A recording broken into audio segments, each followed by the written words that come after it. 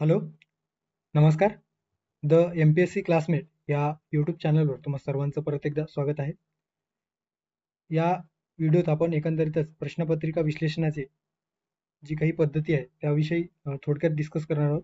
येणारी राज्यसेवा पूर्व परीक्षा असेल किंवा कंबाईंड पूर्व परीक्षा असेल, सो राज्यसेवा पूर्व परीक्षेला साधारणतः आजपासनं म्हणजे 11 जुलैपासनं जी 21 जुलैला होणारी आहे, ओके. सो 21 जुलैला होणारी राज्यसेवा पूर्व परीक्षेला 10 दिवस शिल्लक आहे.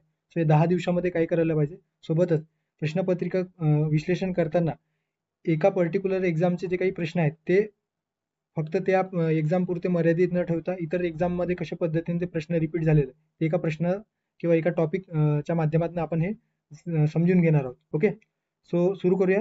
आता यामध्ये प्रश्नपत्रिका विश्लेषणाची जी काही पद्धती आहे ते आपण बघणार आहोत. एक निंजा टेक्निक म्हणून आपण याला दिलेलं आहे. ओके, आणि याआधी मला पर्सनली नाही वाटत की कुठल्या तरी युट्यूब चॅनलवर अशा पद्धतीने सांगितलेलं असेल. ओके, सो बघणार आहोत.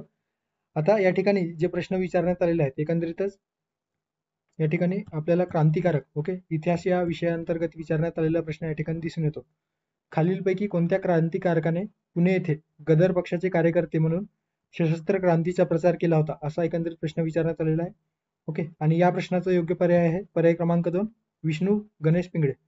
आता प्रश्न महत्वाचे नसून ते कुठल्या परीक्षेमध्ये विचारले गेलेलं आहे. ओके, प्रश्न तर महत्वाचे आहेतच, पण ते कुठल्या परीक्षेमध्ये विचारले गेलेले आहे आणि ते पुढे रिपीट झालेले आहेत का ते आपण बघणार आहोत. ओके, आता या ठिकाणी बघू शकता हे जे काही प्रश्न आहेत एकंदरीतच कंबाईन गट क, ओके, ज्यामध्ये क्लर्क वगैरे जे मुख्य परीक्षा झालेली होती 2023 मध्ये.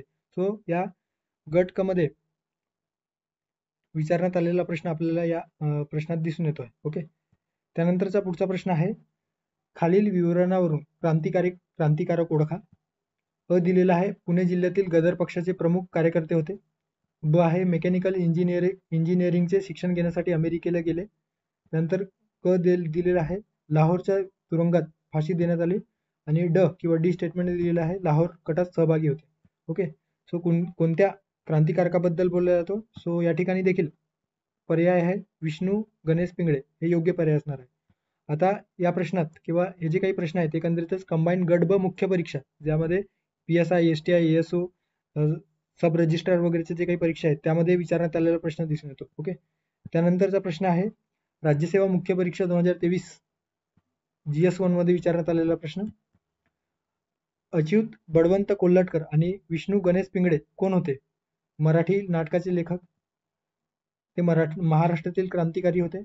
नंतर ते मराठी रंगभूमीवरील नट होते.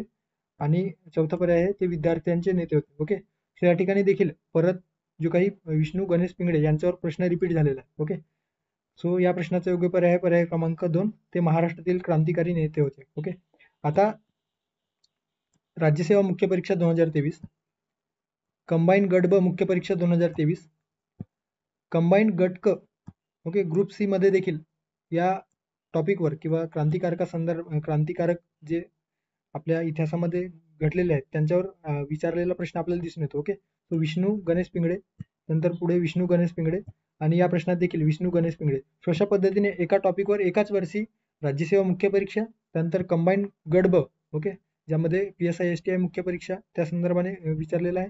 आणि त्यानंतर गट क मध्ये देखील तोच प्रश्न रिपीट झालेला आहे. सो अशा पद्धतीने आयोग एका पर्टिक्युलर टॉपिकचा जेव्हा प्रश्न तयार करतो तर त्या प्रश्नांचा आजूबाजूचा जो काही आवाक आहे तो पुढच्या एक्झाम मध्ये विचारला जाण्याची शक्यता त्यावर जास्त असतो. ओके, तर त्यामुळे प्रश्न पत्रिका विश्लेषण करताना किंवा एखाद्या एक्झाम टार्गेट करताना त्याआधीचे जे काही साधारणतः 2 वर्षाचे जे प्रश्न असतात ते अनालाइज करणे गरजेचं आहे.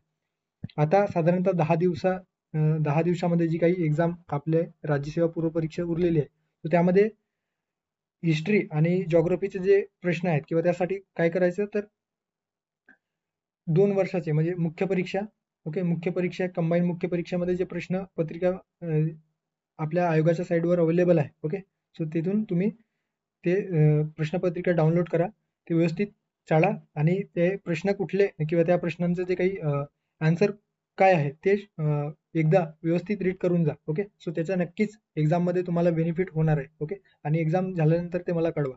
ओके, सो थांबूया या ठिकाणी, भेटूया पुढच्या एका नवीन व्हिडिओमध्ये. थँक्यू, धन्यवाद. ओके, सो अशा पद्धतीने हे जी काही प्रश्नपत्रिका कशा पद्धतीने किंवा प्रश्न कसे रिपीट होतात हेच आपण या ठिकाणी बघितलेलं आहे. थँक्यू.